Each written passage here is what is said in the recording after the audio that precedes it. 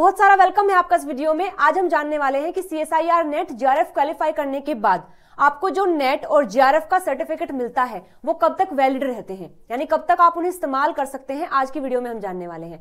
तो चलिए सबसे पहले जानते हैं नेट के बारे में। देखिए नेट और LS दोनों सेम ही बात है। नेट का फुल फॉर्म होता है नेशनल एलिजिबिलिटी टेस्ट, जबकि LS का फुल फॉर्म होता है लेक्चरशिप। अगर आप नेट और LS को क्वालिफाई कर लेते हैं तो आप एलिजिबल हो जाते हैं फॉर असिस्टेंट प्रोफेसर, यानी किसी भी कॉलेज में किसी भी यूनिवर्सिटी में अगर टीचर की रिक्वायरमेंट होती है, यानी असिस्टेंट प्रोफेसर का वैकेंसी निकला है, तो आप वहां जाकर अप्लाई कर सकते हैं और असिस्टेंट प्रोफेसर बन सकते हैं अगर आपके पास नेट और LS होता है।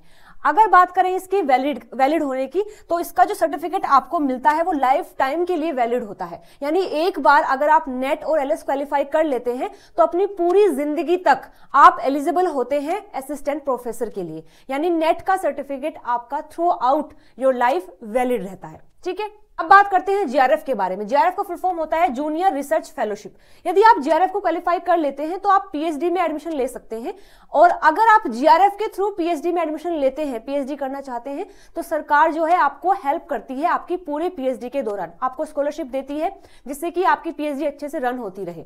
इसकी अगर वैलिडिटी की बात करें तो JRF का सर्टिफिकेट आपके लिए 2 साल तक वैलिड रहता है, यानी कि अगर आप JRF क्वालिफाई कर लेते हैं तो उसके अगले 2 साल तक ही आप PhD में एडमिशन ले सकते हैं, और अगर लेते हैं तो सरकार आपको फंड देगी, यानी कि आपको फेलोशिप देगी ताकि आपकी PhD चलती रहे।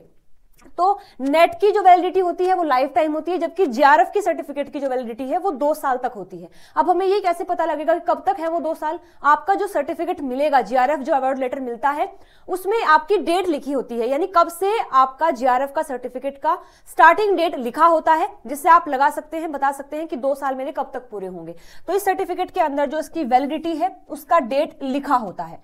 अब हम बात करेंगे कि क्या JRF और नेट, ये जो 2 पेपर अभी हमने बात की है JRF की और नेट की, क्या इनके लिए अलग अलग पेपर दिए जाते हैं? नहीं, बिल्कुल सेम पेपर होता है, आपको एक ही पेपर देना है।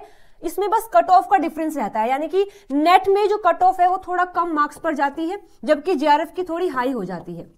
फॉर एग्जाम्पल मान के चलें कि अगर मतलब 200 नंबर का ये पेपर होता है, उसमें से अगर आपके 100 या 110 नंबर आए हैं तो आपने नेट क्वालिफाई किया है, अगर ज्यादा आते हैं तो JRF क्वालिफाई होते हैं। ये जो मार्क्स मैंने बताए हैं ये हर बार वेरी करते हैं, यानी कि सेम नहीं रहता है, लेकिन बस ये चीज सेम रहती है कि नेट का कट ऑफ थोड़ा कम होता है, JRF का थोड़ा ऊपर जाता है, बाकी दोनों का जो पेपर है वो सेम ही रहेगा।